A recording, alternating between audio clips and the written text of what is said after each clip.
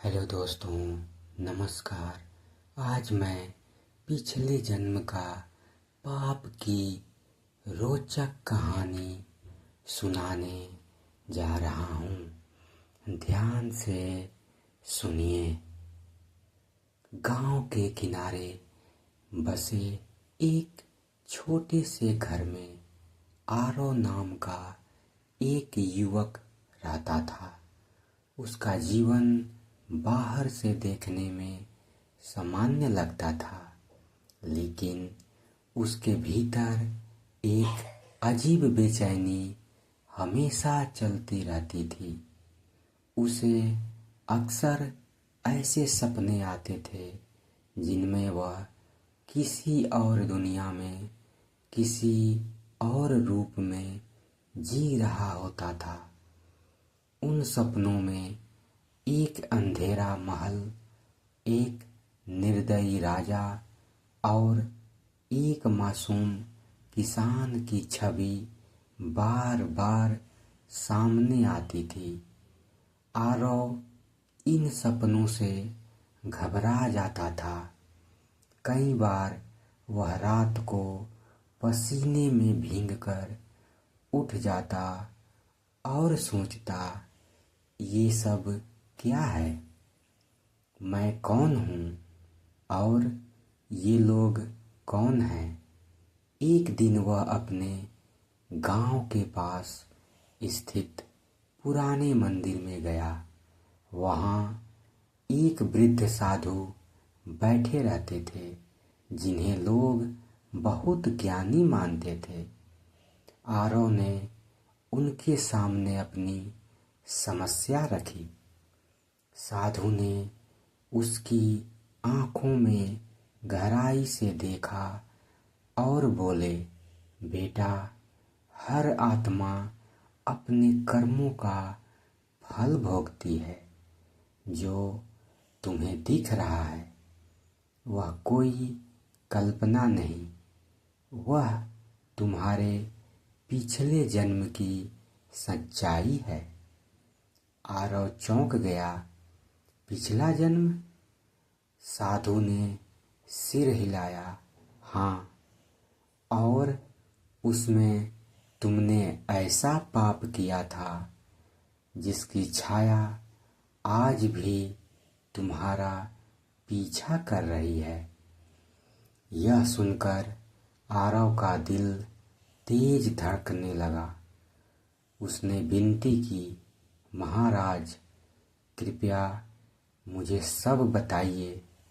साधु ने आंखें बंद की और कथा शुरू की।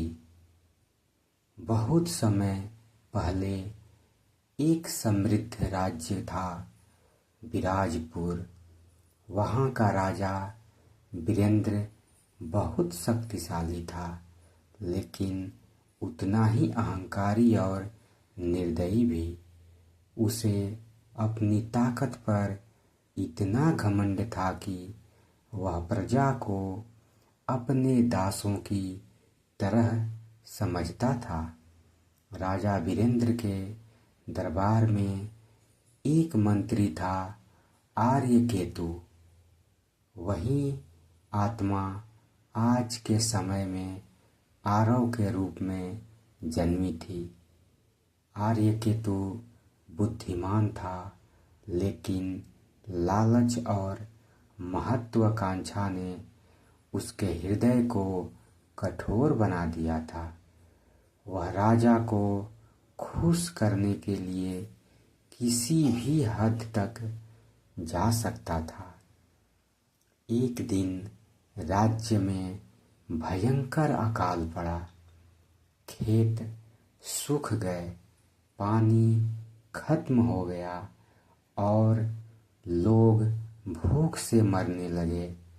प्रजा ने राजा से सहायता की गुहार लगाई, लेकिन राजा ने अपने खजाने को बचाने के लिए अनाज देने से मना कर दिया। आर्यकेतु ने राजा को सलाह दी, महाराज, यदि हम अनाज बांट देंगे तो खजाना खाली हो जाएगा। बेहतर होगा कि हम कर बढ़ा दें ताकि राज्य की शक्ति बनी रहे। राजा ने उसकी बात मान ली।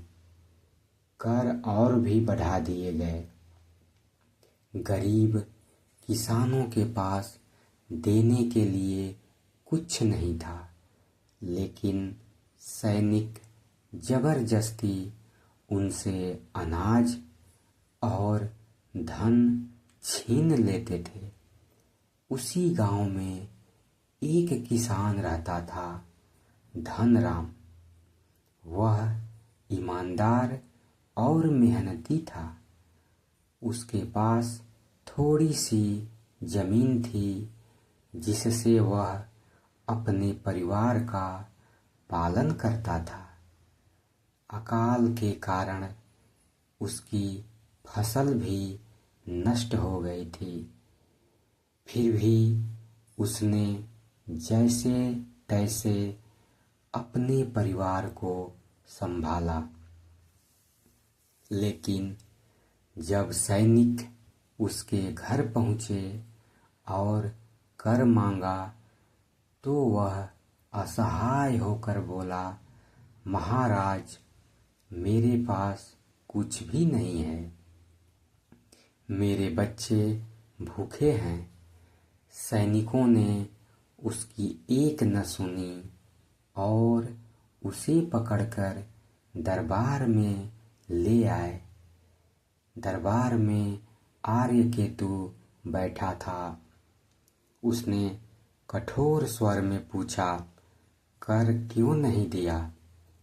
धनराम ने हाथ जोड़कर कहा, स्वामी, मेरे पास कुछ नहीं है। कृपया मुझे कुछ समय दें। लेकिन आर्यकेतु के दिल में दया नहीं थी। उसने सैनिकों को आदेश दिया, इसे जेल में डाल दो और इसकी जमीन जब्त कर लो। धनराम को जेल में डाल दिया गया। उसकी पत्नी और बच्चे भूख से तड़पते रहे। कुछ ही दिनों में धनराम की पत्नी और छोटे बच्चे भूख और बीमारी से मर गए। जब यह खबर धनराम तक पहुंची तो उसका दिल टूट गया। उसने जेल में ही दम तोड़ दिया। मरते समय उसने एक करुण पुकार की, हे भगवान, जिसने हमें इस हालत में पहुंचाया है, उसे उसके कर्मों का फल जरूर देना। समय बीता और एक दिन राजा वीरेंद्र और मंत्री आर्यकेतु दोनों की मृत्यु हो गई। लेकिन मृत्यु अंत नहीं थी, वह एक नई शुरुआत थी। राजा को अगले जन्म में एक गरीब परिवार में जन्म मिला, जहां उसे जीवन भर संघर्ष करना पड़ा। और आर्यकेतु वही आत्मा आज आरव के रूप में जन्मी। साधु ने कहानी समाप्त करते हुए कहा, बेटा, तुम्हारी बेचैनी, तुम्हारे सपने, यह सब उसी पाप का परिणाम है। तुमने अपने पिछले जन्म में एक निर्दोष व्यक्ति के साथ अन्याय किया था। आरव की आंखों में आंसू आ गए। तो क्या मैं हमेशा इस पीड़ा में रहूंगा? साधु ने मुस्कुराकर कहा, नहीं बेटा, कर्मों का नियम कठोर जरूर है, लेकिन सुधार का मार्ग हमेशा खुला होता है। तुम अपने वर्तमान जीवन में अच्छे कर्म करके, दूसरों की सहायता करके उस पाप को कम कर सकते हो। प्रायश्चित की शुरुआत उस दिन के बाद आरव का जीवन बदल गया। उसने निर्णय लिया कि वह अपने जीवन को दूसरों की सेवा में लगाएगा। उसने गरीबों की मदद करना शुरू किया, भूखों को खाना खिलाया और जरूरतमंदों की सहायता की। धीरे धीरे उसे अपने अंदर शांति महसूस होने लगी। उसके सपने भी बदलने लगे। अब उसे डरावने दृश्य नहीं दिखाई देते थे, बल्कि वह खुद को लोगों की मदद करते हुए देखता था। एक दिन वह उसी मंदिर में वापस गया और साधु से मिला। महाराज, उसने कहा, अब मुझे शांति मिल रही है।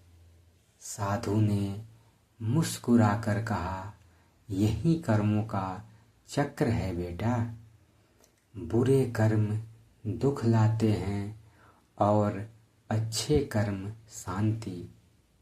यह कहानी हमें सिखाती है कि हर कर्म का फल जरूर मिलता है, चाहे वह इस जन्म में मिले या अगले जन्म में।